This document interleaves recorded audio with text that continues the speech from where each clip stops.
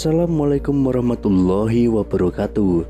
Kembali lagi di channel Nasihat Kehidupan Misteri. Pada video kali ini saya akan membahas tentang Candi Borobudur bukan candi biasa, tapi bunga raksasa. Candi Borobudur telah diakui sebagai warisan dunia UNESCO dan situs arkeologi Buddha terbesar di dunia oleh Guinness World Record. Namun terlepas dari semua pengakuan ini, candi ini masih menyimpan sejumlah misteri yang belum bisa terpecahkan. Candi Borobudur yang terletak di Kabupaten Magelang, Jawa Tengah ini selama berabad-abad terkubur di bawah gundukan tanah, menjadi serupa bukit penuh dengan semak belukar dan ditumbuhi pohon akibat letusan Gunung Merapi. Lantas pada tahun 1814, atas peran Gubernur Jenderal Britania Raya Thomas Sandford Raffles, candi ini mulai menjadi perhatian pemerintah kolonial.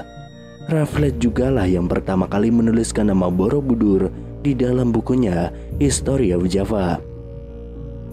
Borobudur memang masih banyak menyimpan sejumlah misteri, seperti bagaimana cara membangunnya, dari mana asal batu tersebut, lalu bila batunya berasal dari Gunung Merapi, bagaimana cara membawanya, mengangkatnya, dan juga menyusunnya. Letak Borobudur yang juga tidak biasa berada di atas bukit yang dikelilingi oleh dua pasang gunung kembar, yaitu Gunung Sindoro Sumbing dan Gunung Merbabu Merapi. Padahal candi lain dibangun di tanah yang datar juga menjadi teka-teki yang belum terjawab. Pada tahun 1931, seniman dan pakar arsitektur Hindu-Buddha W.E.J. Newenkam mengajukan sebuah teori bahwa dataran Kedu atau lokasi Borobudur berdasarkan legenda Jawa dulunya adalah sebuah danau purba. Borobudur dibangun melambangkan bunga teratai yang mengapung di atas permukaan danau. Ini menjadi sebuah hipotesis yang disambut perdebatan hangat oleh kalangan para ilmuwan saat itu. Dalam bukunya Fit Borobudur Mir atau Danau Borobudur, Newenkam beranggapan desain arsitektur Candi Borobudur pada dasarnya merupakan representasi dari bentuk bunga Padma atau lotus, simbol kesucian dalam Buddhisme.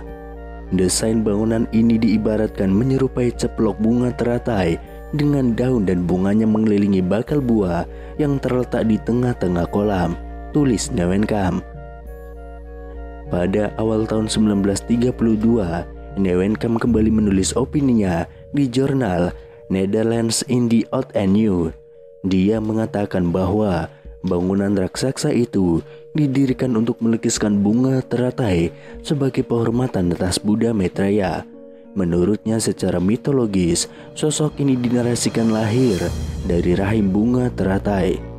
Borobudur ialah bangunan bunga teratai raksasa dari jutaan kubik batu andesit yang menyembul di tengah sebuah danau. Pada tahun 1937, dirinya kembali melakukan penelitian lanjutan dengan mempelajari topografi daerah di sekitar Candi Borobudur. Hasil penelitian ini pernah dimuat di harian Algemeen Handelsblad pada 2 Mei tahun 1937, lengkap dengan gambar peta dan juga daunnya. Dari rekonstruksi diandaikan Candi Mendu dan Candi Pawon yang berada pada satu garis lurus dengan Candi Borobudur berada di dataran dengan lokasi di tepian danau. Dari Candi Pawon lah, kata Newenkam, dapat diperoleh panorama Borobudur yang paling bagus. Sementara itu, untuk membuktikan hipotesisnya ini, Newenkam menunjukkan beberapa nama desa di sekitar Candi Borobudur yang berhubungan erat dengan danau dan air, seperti Tanjung Sari, Bumi Segoro, Sabrang Rowo, atau Segaran. Tetapi mendengar hipotesis itu, Theodor van Erp, orang Belanda yang juga berjasa memimpin pemugaran Candi Borobudur, langsung menyanggahnya. Dirinya tentu memahami benar segi-segi teknis bangunan ini. Dalam catatan Van Erp, Candi Borobudur dibangun dari 2 juta kubik batu andesit, terdiri dari 1460 panel bergambar dan 1212 panel dekoratif, dan juga 504 patung Buddha 3 dimensi plus 1 stupa besar dengan diameter 52 kaki. Berdasarkan pengetahuan dan argumentasi dari segi teknis bangunan itulah, Van Earp mengkritik fantasi Neuwenkamp yang disebutnya ngawur. Pasalnya hipotesa ini tidak didasarkan prasasti yang menyebutkan adanya lingkungan danau di sekitaran candi. Walau demikian, sejak Neuwenkamp memukakan hipotesisnya ini, dirinya berhasil merangsang ilmuwan lain agar membuktikan hal ini. Beragam ilmuwan hingga tokoh nasional pun mulai mencari pembuktian akan hipotesis ini. Pada tahun 1964, ketika pemerintah Indonesia merencanakan pembangunan Tugu Nasional, hipotesis ini kembali mencuat. Presiden Soekarno menyarankan replika Candi Borobudur ditempatkan pada lanskap danau supaya tampak lebih indah. Merespon ide tersebut, dikerahkan tim geologi Bandung untuk melakukan penelitian lapangan di daerah Borobudur. Hasilnya ditemukan adanya sisa-sisa endapan lapisan tanah yang memberi kesan bahwa sebagian wilayah itu dulunya pernah digenangi air.